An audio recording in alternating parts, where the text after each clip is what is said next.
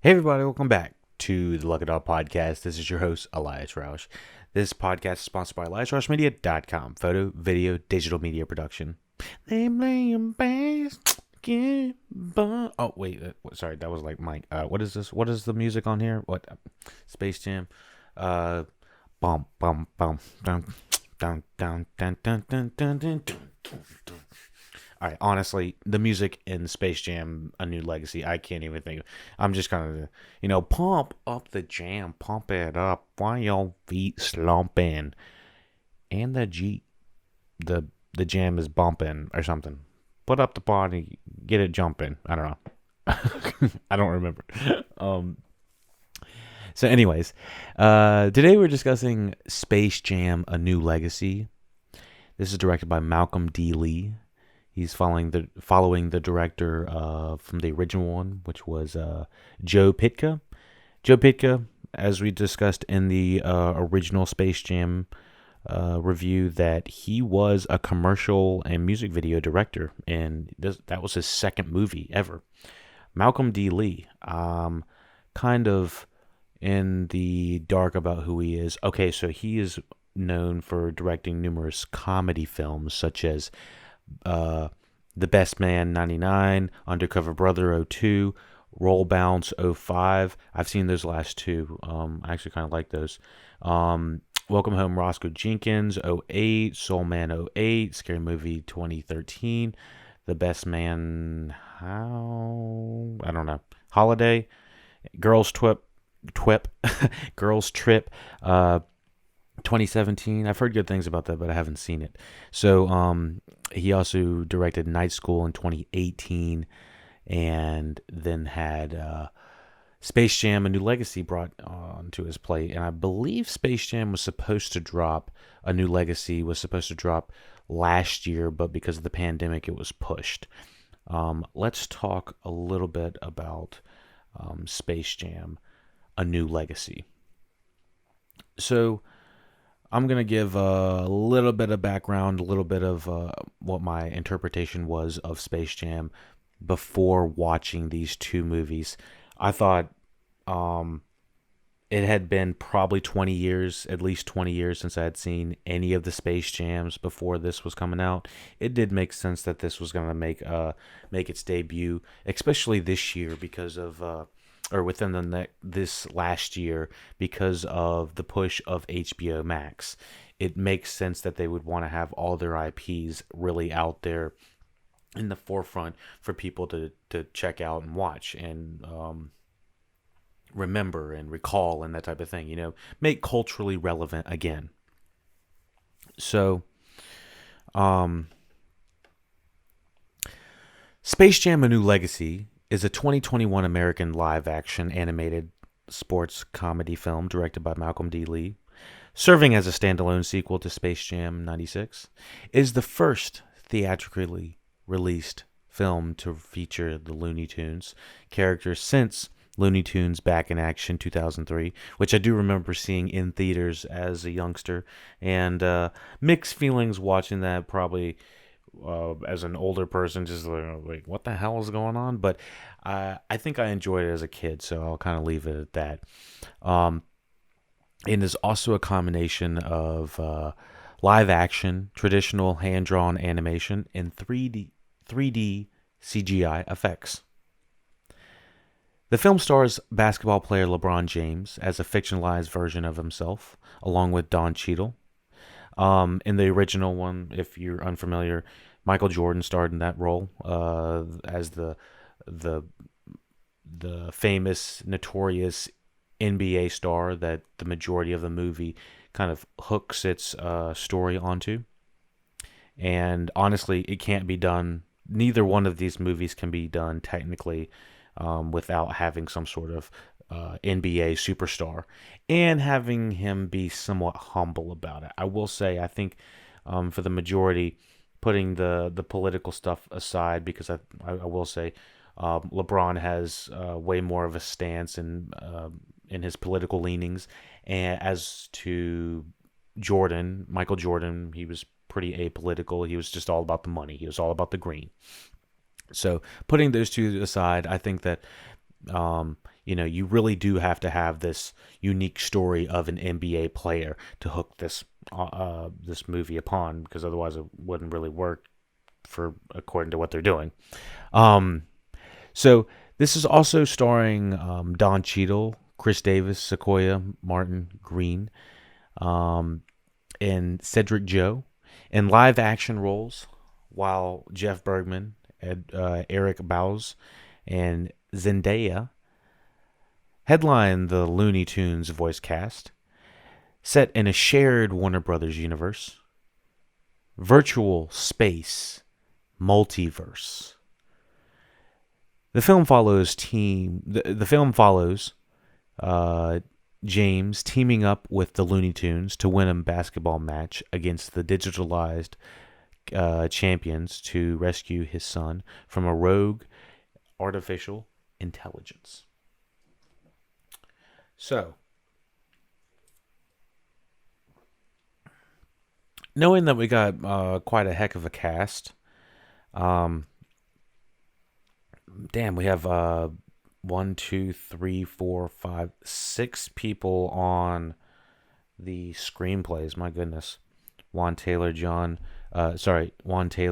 Raffin, Keenan Coogler, Terrence Nance, Jesse Gordon, Celeste Ballard. Some big names behind the scenes. Terrence Nance, I believe he was the Random Acts of Flyness creator. I really liked that filmmaker. I've talked about that show before, actually. Keenan Coogler, I would assume would be related to Ryan Coogler, but I have no idea. So there are a lot of people writing behind this movie. Let me see what else we got.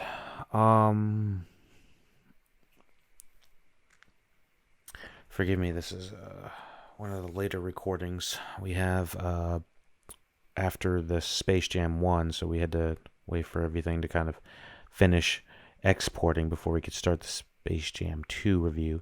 So I am on Struggle Bus Road. Salvador Torino is the cinematographer, edited by Bob Ducasse. I'm unfamiliar. Chris Bowers has the music. And obviously distributed by Warner Brothers. Let me see if there's anything else we need to know. 115 minutes. And what is that, like 20? What was the original one? Was about 88 minutes. And so, yeah, you can kind of do the math on that. There's a little bit extra time given to this one, mostly because there is a big animated segment. Ironically, there's a big animated segment. But also there's a kind of a little more of a plot setup at the beginning of this movie as well. So it kind of pads out the running time a little bit. And of course, they're trying to sell what feels like over 200 properties in like 200 to 400 shows or movies or whatever the fuck. It's just like it's every single, send in everybody is what we got to do. So on $150 million, the budget, $150 million. What was that, about double what it was the original one? Because I think the original one was at 80, and 80 back in the day was kind of hefty for that. But they obviously had big star power, and they had Bill Murray and stuff like that in the original one. Of course, and all the NBA players they had to pay. So yeah, there's big budget here, 150. They brought back $53 million this last weekend. I don't believe that includes the HBO Max numbers. Don't take my word for it. So if somebody has better numbers on that, let me know. But it's probably going to accumulate depending on... Well, it's kind of hard to navigate what the HBO numbers are because they're not... these aren't considered like premium payments like the Black Widows and other movies that they're trying to release on streaming platforms, which you got to pay for the streaming platform, and then you got to pay for the individual movie as well. So I'm pretty sure this movie is going to have different numbers than those other ones as well. So anyways, yeah, I do think that this, from the pros and the cons, this movie The good things about Space Jam 2 over Space Jam 1, let me just say this and preface this because I am a Space Jam 1, and no, I don't want to say fanatic or enthusiast, but I prefer Space Jam 1 just because I think the longevity, the lastingness, the lasting power of it was a little bit better on that movie than the second one. But I will start with more of the pros on this one. Um, so the story makes way more sense. I've talked about this, given Martin Thomas the credit to this, but if you have not heard, LeBron James probably, I think most people can agree that he can act better in front of Bugs Bunny and animated characters versus Michael Jordan. Mostly because I think that LeBron James is going to have the advantage of having better technology to work with, so thus making it a little bit easier for him to communicate with a fake Bugs Bunny character of some sort, or whatever character he needs to look at. So the story, I think the look, both of those are more powerful in the second movie. Obviously, because it has this updated 2021 sheen to it. Everything looks really glossy, 3D, CGI effects. It's really impressive stuff. But other than that, and maybe a little bit of the dash of the family element in it, I didn't think that a Space Jam, A New Legacy really made an imprint in the pop culture zeitgeist past being just a movie that was geared really towards kids and towards selling the HBO Max package. Obviously, over half of these things in HBO Max are being advertised through this movie, and I understand why they're doing it. They're trying to Ready Player One the shit out of it. We got to bring everybody. We got to show everything we got. And this is the one to do it. But I felt like even with having all these characters and having access to all of them, they didn't really utilize them to a creative degree. It's just like they're like there, and it's not really that engaging to me personally. So I did feel like there are some like quick cutaway gags and some quick things where there might be a Looney Tunes that are dressed up in one of your favorite shows attire. I think that works and that's funny, but I don't think the duration of this movie has comedy that is going to be on the same par as the first Space Jam 1 movie was. So we have talks for a Space Jam successor began after the release of the first film, which Joe Pica would have returned to direct. Spike Brandt and Joe Cervone signed on as animation supervisors, but eventually the deal fell through due to Michael Jordan's refusal to return. Several possible spin-offs focusing on other athletes, including Jeff Gordon, Tiger Woods, and Tony Hawk, were also discussed, but it never came to fruition. I thought that all of those would be pretty interesting. You could put Looney Tunes in just about any one of their lives, and it would probably fit right in. So what else do we have? After several years of languishing, a LeBron James-led sequel was officially announced in 2014. Oh, my Lanta. With filming under Terrence Nance. Took place from June to September 2019 around LA. After a few weeks into filming, Nance left the project and Lee was hired to replace in July 2019.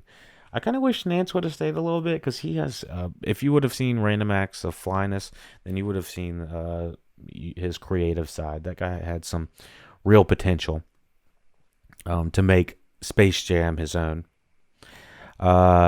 Space Jam: A New Legacy premiered in LA on July 12, 2021, and was released in the United States on July 16th, simultaneously theaters and through HBO Max for a month after its theatrical release. This was all that stuff was announced around December of last year. The film has grossed $53 million worldwide and received generally negative reviews from critics who found it spoiled with product placement by the studio and lacking in the original film's quirky and self-referential humor. So, yes, I do feel the humor is misplaced in this. This is much less timeless of humor. It may not be as,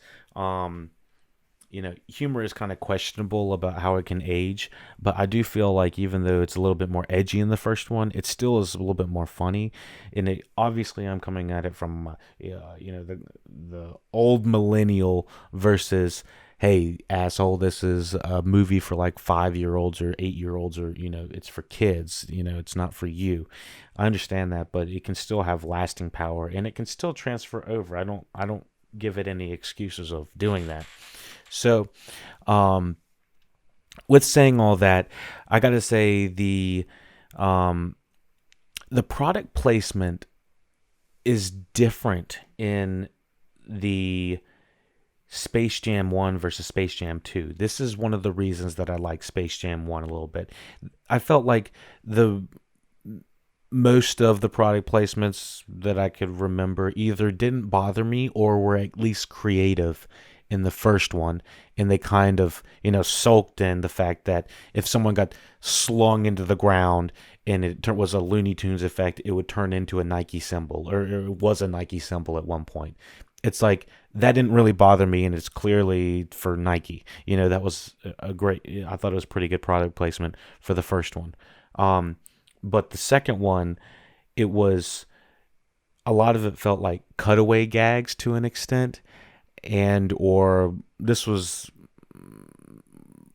I'll have to talk about it in spoilers more about the product placement, about their own studio putting their own IPs, their own properties in different segments of the movie that just didn't feel like it needed to be there all that much, or they could have cut it, or left it as a trailer, left it in the trailer, didn't put action in the actual thing. Just different parts about it that felt like that should have probably happened. But it was the type of advertising that they were trying to do in the first one versus the second one. The first one, they're trying to do much more corporate branding with like Nike, McDonald's, all these other, Gatorade, the shameless advertising about it. And they're kind of fourth wall breaking about it in the first one. But the second one, it feels like they're just trying to shove down all these characters down your fucking throat. You're like, fucking the fucking thing. You're gonna take the shot. You're gonna take a Batman. You're gonna take a Game of Thrones. You're gonna take a Looney Tunes. You're gonna take it all. And it's like, oh my gosh, it's you can't like naturally have them all in that kind of order, and it makes sense. So, you're gonna get an Iron Giant. You're gonna get a King Kong straight up the air. So, here we go. This is coming to the close of the spoiler-free section.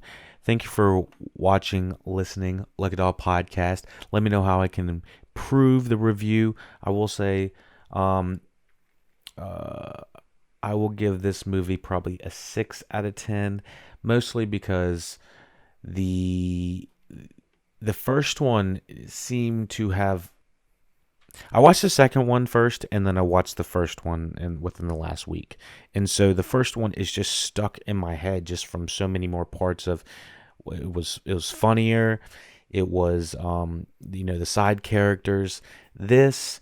and the music in the first one, this didn't have any of that, and there's just way more pros on that weigh it on there, which bring this one down a little bit more to say it's like you had a blueprint of a lot of good things that you did in the first one. You just blatantly decided not to do that.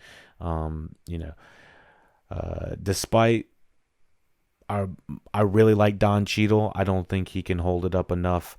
That makes this movie better than the first one.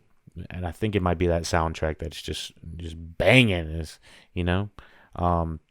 so yeah, I'll give this movie a 6 out of 10.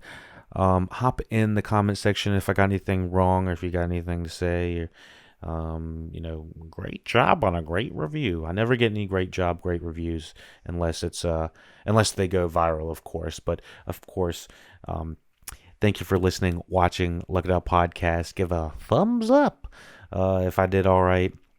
Let me know how I can improve. LookItUpPodcast@gmail.com for comments, questions, concerns. On that front, you can check out all the social medias. Get this review early on patreon.com/LookItUpPodcast. You can get exclusives on LookItUpPodcast.com. You can obviously check out all the social media there as well. You can donate. You can find all the social medias, all LookItUpPodcast.com. Don't know why I'm talking with my hand. I'm kind of like winding down for the night, so I was like, no. Not until this review is over.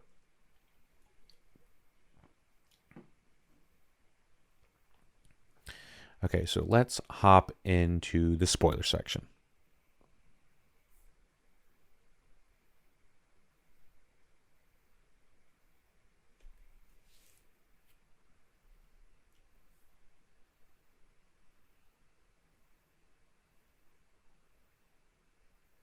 Are we on? Are we back online? Are we back online? Johnson, are we back online?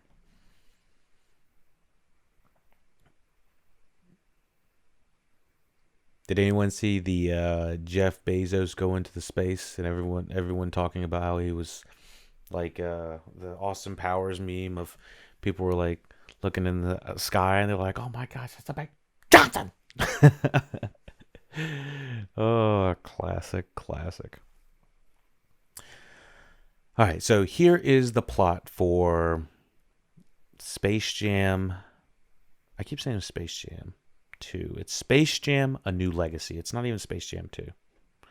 Space Jam: A New Legacy. Basketball champion LeBron James wishes for both of his sons, Darius and Dom, to follow in his footsteps, but Dom, a child prodigy in computer software, instead of dreams of becoming a video game developer. And I gotta say, this kid's like a badass. I mean, he's got like this little bzz, bzz, bzz, bzz, bzz, bzz thing, and it's like scanning like basketball players, putting them into the simulation. I was like, God dang, this kid's like a whiz kid. He's like small Zuckerberg. LeBron's wife, Kamaya, advises him to respect Dom's wish. While LeBron starts showing interest in Dom's arcade basketball game, Dom discovers a glitch after performing a specific move which causes his character to be deleted to the server, and which is to come back later in the thing. Later, LeBron is invited with his family to Warner Brothers Studio Burbank to discuss a movie deal, but LeBron dismisses the idea while Dom shows an interest in the studio's software, particularly in the state of art, artificial intelligence, algorithm, which is played by Don Cheadle. I gotta say, it's kind of cool seeing like the digital version of the Warner Brothers backlot. I actually got to visit the Warner Brothers studios. Toured it. I think it was January 2020. It was right before COVID actually hit, and really shut everything down. That was kind of crazy that was the same year. Let me see.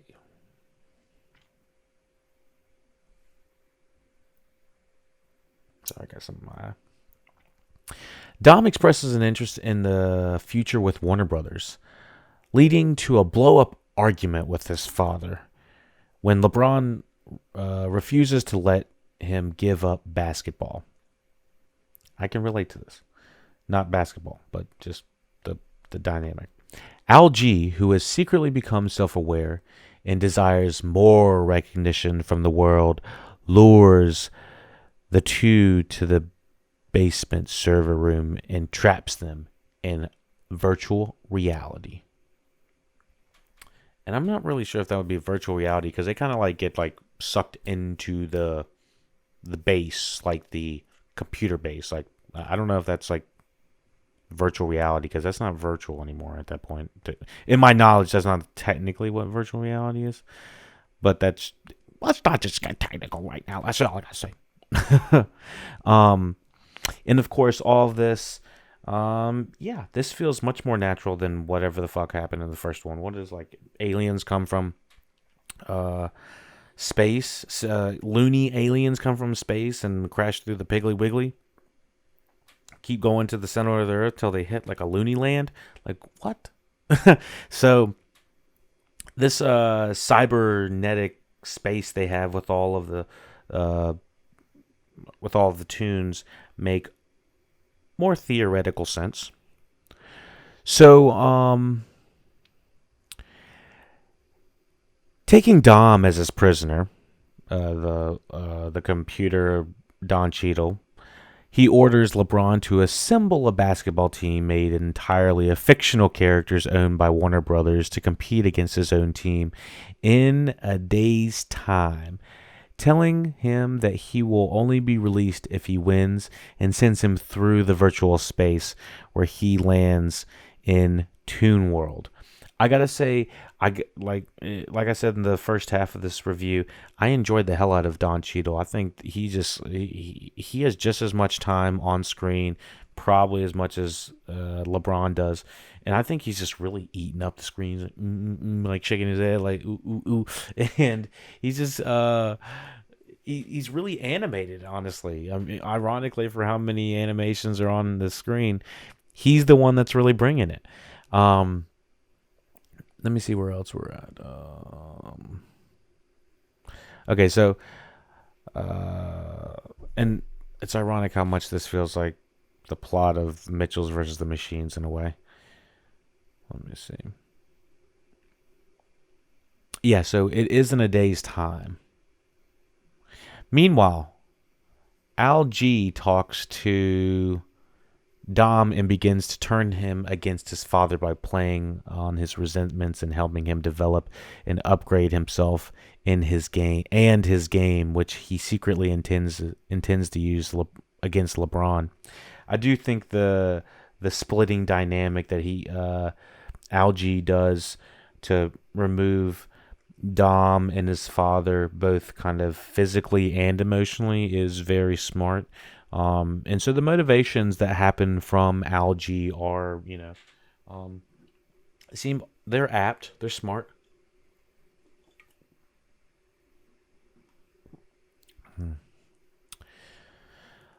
LeBron finds Toon World deserted.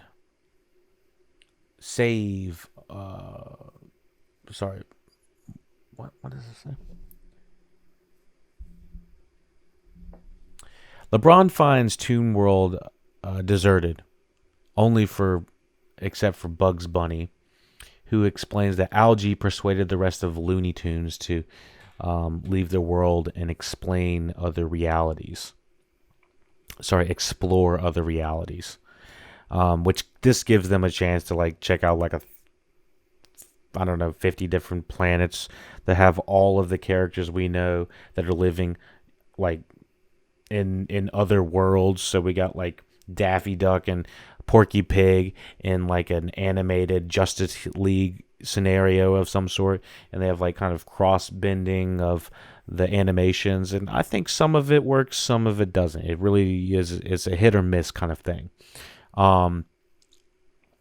So using a spaceship belonging to Marvin the Martian, and there are callbacks with like the door slamming on somebody. This one slams on Marvin the Martian. I think the original one slammed on Bugs Bunny of some sort. LeBron and Bugs travel to different worlds based on Warner Brothers properties such as DC Comics, Mad Max. The Mad Max one was hilarious to me. The Matrix. All right, the Matrix was Speedy Gonzalez and Grandma doing that didn't even make sense. A lot of them didn't feel exactly relevant. Like some of these felt like a little bit outdated. Harry Potter, like I don't think there's been a good Harry Potter. It's in a long time. Casablanca. Then we got the old school Turner Classic movie stuff. Game of Thrones. So yeah, they're going through all these different properties to locate and recruit the rest of the Looney Tunes, such as Daffy Duck, Lola Bunny, Porky Pig, and into the Toon Squad. And I did laugh. I say, winter's coming. I was trying to remember what the hell he said anyway. Oh my gosh. Over Bug's obligation, LeBron insists on coaching his new players on the fundamentals of basketball. The Toon Squad meet up with Algie's team. The Goon Squad, comprised of upgraded avatars of several active basketball players with superpowers and led by Dom. To further the stakes, Algie live streams the game and abducts countless viewers, including LeBron's family, into the virtual reality while summoning all the Warner Bros. Characters to watch the game, which obviously they're going to do this, but it still really didn't make much sense. And once again, people, even LeBron, I don't think they really talked about how LeBron turned animated for the first little bit of this movie, and he kind of has these kind of not so great jokes. I thought it was kind of good. I didn't have too many quibbles with it. I just didn't feel like the comedy was really there. The writing just felt like very surface level. Everything feels very slapstick. Despite how good the animation looks and rich. So yeah, I once again like having them incorporate real life basketball players and what they're actually known for. I can't remember exactly what everyone's known for, but what, like the Spider Girl in real life apparently has arms like a real spider. Not literally arms like a real spider, but she can move really fast and she's really agile, just like this characters they have for play. So they have like extensions of the characters of what they really are in real life. Anthony Davis, with the eyebrow and stuff like that. They actually talking about him and shit. Like some of it's kind of funny because they're actually poking fun at some of these people. So Algie says that if the Toon Squad loses, the viewers will remain there for eternity and the Looney Tunes will be deleted permanently. Like, holy shit. The Goon Squad easily dominate the first half of the game. I gotta say, and I wasn't crazy about Pete. I think Pete is kind of a misfire of a character in Looney Tunes or whatever this is called, Space Jam 2. I just feel like Pete as a character for everybody is just not interesting. He doesn't serve anything. It's just like something for Don Cheadle to kind of bounce his ideas off of and whatnot. I feel like if it was done by Disney, they would have actually given this character something to say. It's just like this thing is, it feels like a nothing of a character, just something for him to just bounce off of it. And the thing, Pete doesn't even say anything. He actually just kind of like he like harumps everywhere. It's like, oh my gosh. So yeah, the Toon Squad loses, the viewers will remain there for eternity, and Looney Tunes will be deleted permanently. And some people don't really seem that really concerned about it. And also the viewers of the Looney Tunes, Toon Squad, Algae game, everyone on the outside, everyone's like super flamboyant in these characters. I feel like you have like 60s Batman next to like you have him next to a Mad Max character, next to a White Walker, all these things. I mean, you can do a who's who with all this stuff going on, and it's not bad that they're all there, but it's just like the way that they're acting doesn't even feel like they're like really those characters. So it just feels like random people in these random outfits that are just told to do just like like they look like they're like wigging out and shit like that. It's like what is going on here? So that was something. The Goon Squad easily dominate the first half of the game using their powers to score extra points. During the break, Sylvester attempts to recruit the Toon Squad member Michael Jordan, but accidentally locates Michael B. Jordan. Again, this is one of those kind of throwaway jokes that didn't really feel like it needed to be there. This felt like it needed to be a stinker scene or some sort. I just didn't feel like this was really that funny either. It's like good one. And honestly, to the extent that kids would even know who Michael B. Jordan is versus Michael Jordan, I don't think most of them would get it anyway. LeBron realizes that his mistake allows Bugs to devise a strategy for the second half using their cartoon physics to catch up with the Goon Squad. Despite, sorry, during a respite, however, LeBron confronts Dom and tells him he no longer wants to stand in the way of his dream, earning his forgiveness and trust as Dom abandons the Goon Squad. And it's like, oh shit, Dom is not going to do this power-up stuff where he's like, and I got to say that he got all these like power-ups, and I was like, dude, this is some sick stuff. He looks like he's on like Spider-Verse level or something. Al G assumes control of the Goon Squad and uses his own abilities to make them seemingly unbeatable. And once again, everyone feels like they're cheating. Everyone's doing all of their own looniness, their Tasmanian devilness. Granny's doing her granniness all over the place. Some people are actually getting some shots. Some people, Bugs has come. Bugs didn't make much of an impression for me in this movie as the rest of the team did. I think they realized that Bugs is not always the big money maker here. That the other characters do, pull in some weight as well. So, with saying that, okay, so Dom suddenly discovers the only way to win is to use the move that he previously showed LeBron, even though whomever does will be deleted. During the final seconds of the game, Bugs sacrifices himself, performing the move, and enables Dom to help LeBron score the final point. Winning the game and literally posterizing Al G, deleting him. And I guess posterizing is a term for, let me see, North American slang derived from an action in the game of basketball in which an offensive player dunks over a defending player in a play that is spectacular. Okay, it's warranted like that for the reproduction of a printed poster. Okay. Interesting. So, the James, so when he did that, it deletes Al G. I don't know why Al G would set this as the rules. It's like he kidnaps everybody. He's running the rules. He's got the game, but if he loses, he just dies. It's like, all right, well, I mean, like, the rules, I guess. The James family and the abducted citizens are returned to the real world, while in Toon World, Bugs bids farewell to his friends before he disappears. In the real world, LeBron comes to see his family in a different light and supports Dom's decision to become a video game designer.